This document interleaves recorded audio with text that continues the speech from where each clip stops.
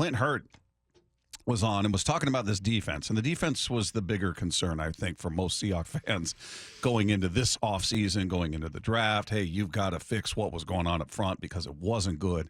But they've done things in the secondary and what have you. And Clint Hurt talking about those things.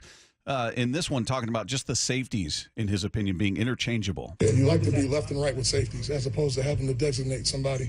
Now, if you have a unique player like a Cam Chancellor, I mean, don't complicate it as a coach. Put that guy near the line of scrimmage, let him go wreck the game, for the opponent. But to have a guy to have multiplicity is a great thing to have because, again, it challenges the offense when you can have guys do multiple jobs. I like that. Go wreck the game. I'll tell you what. I mean, he mentions Cam Chancellor, but I'd say Jamal Adams. He's not the same stature, obviously, but actually, when you get Jamal Adams plays like a guy who's like 5'8". He looks like Bob Sanders out there, but he's actually 6'1" and like 215 pounds. So, I mean, I think you can use him up in the box. And I'm not disagreeing with what Clint's saying. I'm just saying that I wouldn't say that he's much different than Cam Chancellor. He doesn't have the big knockout hits that Cam was an intimidator, but he makes plays all over the place. And we'll talk about him later, but he's going to be interesting to watch. I think he's going to be one of the more pivotal players, especially on the defense. Yeah, I'm excited to see the secondary. I'm really hoping Jamal Adams is healthy and we get a chance to see him used the way he was the first year here, because that was exciting to me to see a guy who just had a nose for the ball, who just was everywhere. That guy was a heat-seeking missile out there and making plays, and he was a difference maker. And hopefully he's healthy, and they use him in that fashion. So I'm excited about that potential. I'm not counting on it, but I'm excited about that potential. Yeah, that's what it is, Bob. It's just potential. And I remember that's something Chuck Knox would say. That's a coach killer. Yeah, potential. But with him, I feel like. But you usually say it about a young guy, right? Boy, this kid's got the potential to be something special, but we haven't seen it yet. But it's in there. Jamal, we've seen it. Yeah. It's not, hey, he could do this. No, we've seen him do it. That's why they signed him to the extension they did. Right. And I'd say the difference between him and a rookie is that the rookie has not done it yet. He has done it.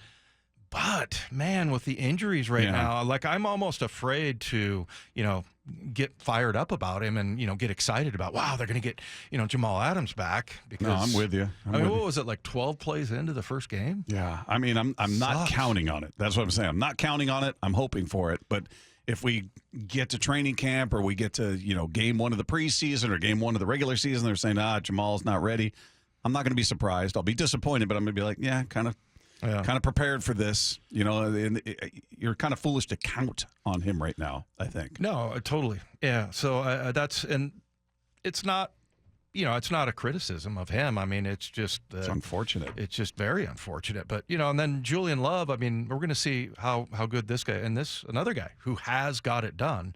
I mean, he hasn't been, I think, a Pro Bowler yet, but he's got lots of, as Clint says in cut number 3, lots of versatility. He can do so many different things. I mean, you're talking about he can cover man-to-man, great awareness in zones. He can blitz, good run-fit guy. I mean, all the tricks of the trade that you got to have as a safety. He's multi-dimensional in what you can do with him. Has been highly beneficial. You can play in the post. You can play him in the quarters. You can play him in the box. You can move him out the nickel. Again, because of the different things and displacing personnel, and how the offense has to identify people and what you can create protection issue-wise for them, it's great when you have guys that have the mental capacity to do multiple things. You can lock guys in, the offense can kind of ID and set things the way they want, but when a guy can play multiple positions and to not slow him down in his processing, because Julian is highly intelligent, it helps you a lot. Linebackers kind of going by the wayside.